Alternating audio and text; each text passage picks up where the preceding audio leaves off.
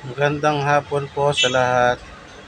Meron po tayo ngayon ditong kakabitan ng MDL, Rossi TMX clone. Ito po ang kanyang MDL na nabili lang po niya sa Shopee na halagang 350. So mga idol, A few moments later. ganito po ang gagawin natin kasi wala po itong balas at okay na daw po sabi ng may-ari na wag nang lagyan ng relay. So tatlo lang naman po ang wire nito at yung ating domino switch tatlo rin po. Kuha lang po tayo ng accessories wire mula dun sa motor. Pag sinusi ay may power po, dun po natin ilalagay yung positive or trigger ng MDL. Pwede na!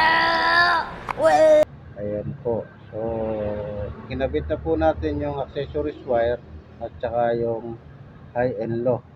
So, yung isa po nag-wire ng MDL ay lalagay lang po natin sa body ground mga idol. So, hahanapin lang natin ngayon kung alin yung high mula sa domino switch, yung 3-way switch. So, ayan po, umiilaw po ang high at ang low, ayan po naman. So, ikakabit na po natin siya at lalagyan po ng tape para sa ganun ay maging maayos at malinis po ang pagkabit natin ng MDL o ng wiring niya po. Kaya kahit po tayo ay nasa bahay, kaya po natin gawin yan mga idol.